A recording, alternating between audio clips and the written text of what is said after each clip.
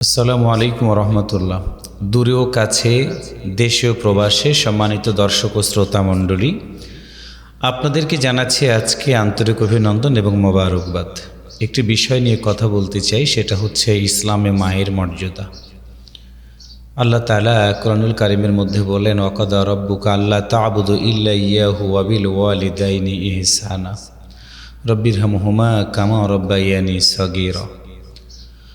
ইসলামের মধ্যে সবচেয়ে গুরুত্বপূর্ণ একটি বিষয়, আল্লাহ তাআলা বলেন, আমার পরে কাউকে যদি ইবাদত করার কথা বলতাম, সেজদার কথা বলতাম, মাথা নত করার কথা বলতাম, সেটা হচ্ছে তোমার মা এবং বাবা।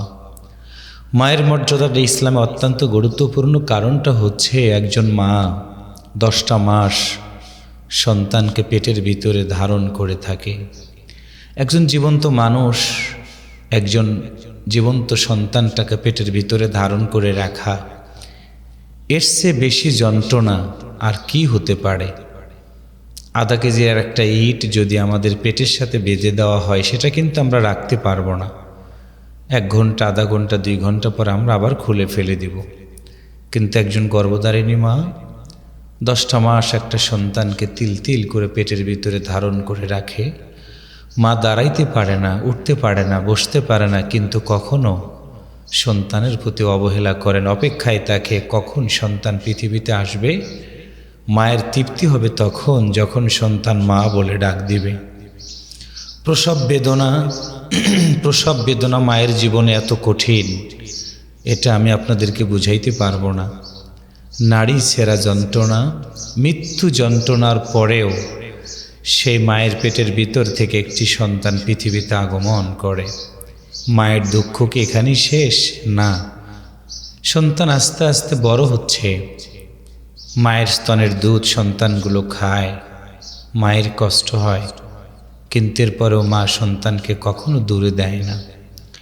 আজকে আমরা সেই সন্তান বড় হয়েছি, অনেক বড় অফিসার, ডাক্তার, ইঞ্জিনিয়ার, রাজনীতিবিদ, কিন্তু সেই মায়ের খবর আমরা রাখি না।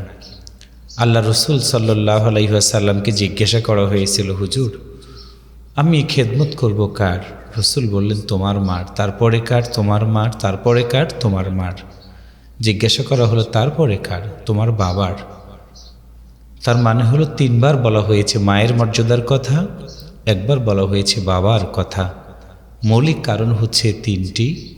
মা সন্তানটাকে গর্ভের ভিতরে ধারণ করে রাখে, প্রসব বেদনা সহ্য করে, দুধ পান করানোর মাধ্যম দিয়ে একজন মা জীবনের সবচেয়ে বেশি দুঃখ কষ্ট তিনি সহ্য করে থাকে। আজকে সেই মায়ের ঋণ দুনিয়াতে আমরা কোনো দিন শোধ করতে পারবো না। নিজের শরীরের চামড়াটাও যদি কেটে দেই, মায়ের যদি পায়ের স্যান্ডেল বানিয়ে দেই, মায়ের 1 ফোঁটা দুধের ঋণ আমরা শোধ করতে পারবো না। কারণটা হলো, একটি হাদিসেও তো আছে, মায়ের পায়ের নিচেই সন্তানের বেহেশত। সেই সন্তান যদি জান্নাত পেতে চায়, 5 ওয়াক্ত সালাত, ইসলামের বিধিবিধানগুলো মেনে চলবে এবং মায়ের খেদমতের বাইরে যাওয়ার কোনো সুযোগ নাই। অনুরোধ থাকলো আমার যুবকদের প্রতি, বন্ধুত্বের বন্ধনে আবদ্ধ হবা।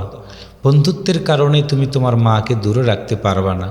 বিবাহ করবা, স্ত্রীর কথার কারণে মায়ের সাথে কখনো খারাপ আচরণ করতে পারবা না। তুমি মনে রাখবা, একদিন তোমার এই জীবন শেষ হয়ে যাবে।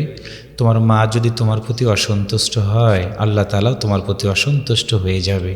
এই ক্ষণিকের জীবনে কেন আমরা মায়ের সাথে খারাপ ব্যবহার করব? পৃথিবীতে মা এবং বাবা স্বার্থ ছাড়া ভালোবাসে, আর পৃথিবীতে যারাই কাউকে ভালোবাসে, স্বার্থ আছে, ভালোবাসা আছে, স্বার্থ নাই, ভালোবাসা নাই। এই জন্য আমি যুবক তোমাকে অনুরোধ করে বলি, মায়ের প্রতি সম্মান করো, বাবার প্রতি ভালোবাসা রাখো, মায়ের ঋণের প্রতি খেয়াল রাখবা, মায়ের জন্য কোনো অবস্থায় কষ্ট না হয়।